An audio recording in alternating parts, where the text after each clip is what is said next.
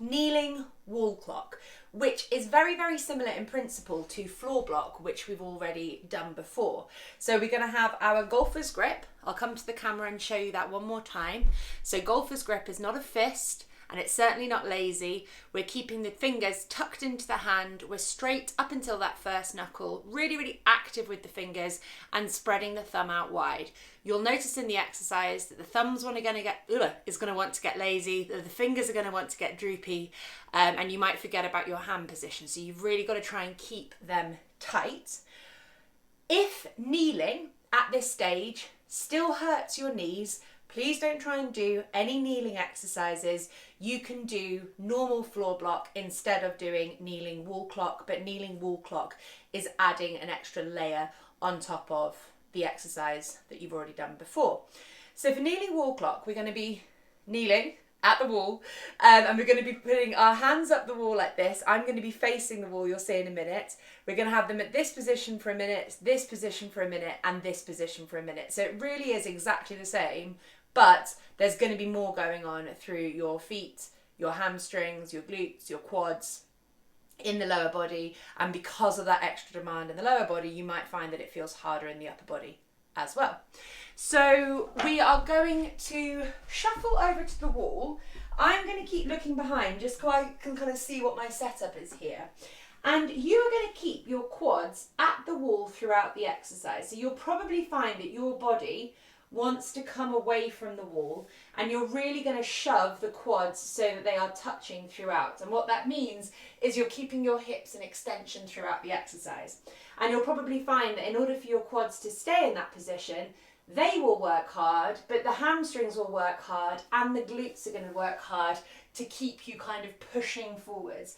At no point through the exercise do you want to find that your body is kind of coming away like this, which may well be what it wants to do. As much as you can, you're keeping your knees at hip width apart, but you're also trying to keep your ankles and your toes at hip width apart as well. So I've sort of set myself up here so you can see what I don't want. In this position, my ankles are wider than my knees. I'm trying to keep that straight alignment from the middle of the toes, the middle of the foot, the middle of the ankle, through the knees and the hips. Be really wary that your ankles don't splurge out wider than your toes. So you might notice that the ankles want to go wider than the toes, or that your ankles go wider than your knees, or vice versa. So you're really trying to think about hip width distance apart from the hip, the knee, the ankle, the midfoot and the toe, and it may well mean pointing your feet slightly differently than what your body is used to. So we're keeping our quads against the wall like this. Hands are going to be in golfer's grip. They're going to drive up away from the body, so it's like someone's pulling your hands up towards the ceiling, but at the same time you're pulling your shoulders back and down. So the shoulder blades pull back and down behind you, and then if you can, you're doing that external rotation from the upper arm, not just from the hands. So it should not look like you're just rotating your hand without there being any movement from the shoulder. The shoulder pulls back and down, the rotation comes from the upper arm and the hand follows. So please do bear that in mind with kneeling wall clock in the same way that you did with floor block. We're going to do a minute in each position, so I'm just grabbing my stopwatch, setting myself back up again. I can use, so we can really see here on my left leg, I really want to put that foot wider than my left knee, which is quite interesting. And I'm really trying to point my toes hard, trying to keep the midfoot in a straight line with the ankles and the toes so that the ankles aren't splooging out to the side. We're going to drive our hands up. Our nose gently touches the wall, but we're not sort of overwhelming our neck. There shouldn't be any neck tension here. Hands are tight in golfer's grip. Thumbs are facing behind you, driving up and away with the hands, pulling back and down with the shoulders, external rotation of the upper arms, and keeping the quads tight at the wall. I'm going to set the timer now. 3, 2, 1, off you go. I'm going to get myself set up. My hands drive up and away. I pull my shoulder blades back and down my spine, trying to get them to touch behind me. And I externally rotate my upper arms to the side, maintaining my steady breath, relaxing my belly, pushing my quads towards the wall, Keeping my feet pointed hard. The feet are kind of helping push me towards the wall. Hands drive up, shoulders drive down, upper arms externally rotate. You'll be able to see my hands better in the next frame. I'm sorry, my room is just impossible to work with. I've got 15 seconds left. My left hamstring is on fire, which is a good thing.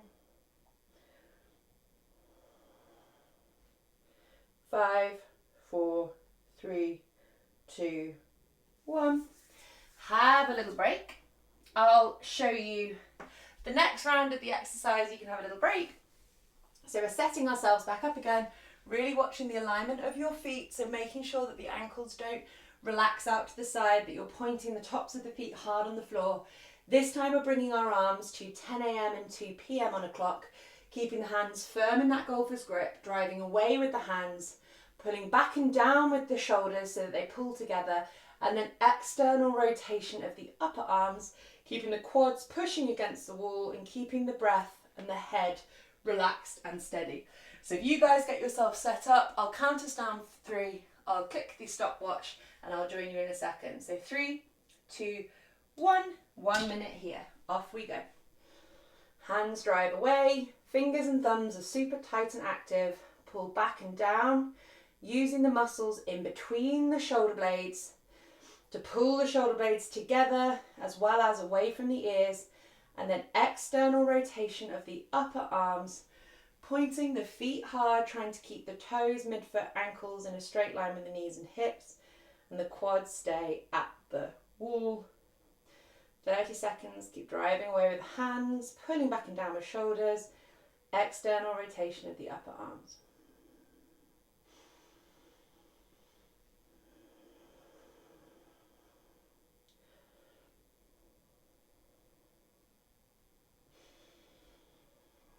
Ten seconds left.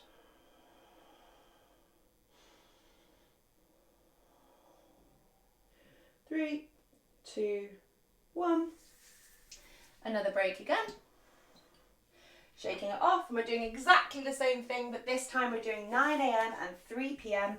I am terrible at this exercise. It really highlights a whole bunch of weaknesses throughout my body. I definitely need to do this some more. So if you guys get yourself set up, I'll join you in a few seconds. The sort of outside edge of your hands is against the wall, the thumbs are facing behind.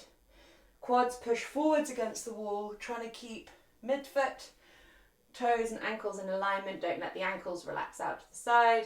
Head stays relaxed, pulling shoulders back and down. External rotation of the upper arms. So 1 minute here. 3, 2, 1. Off we go. My hands drive away. The shoulders pull together and pull down, and then they externally rotate through the upper arms so that my hands face behind me, but I'm not leading with the hands, I'm leading with the upper arms. Keeping my left quad especially glued to the wall, it really wants to come away. I push forward through my pelvis, using my feet to sort of anchor into the floor, but I'm trying really hard not to spin my feet, my ankles out to the side. Keep them straight so that the tops of the feet are flat on the floor. Just over 20 seconds left.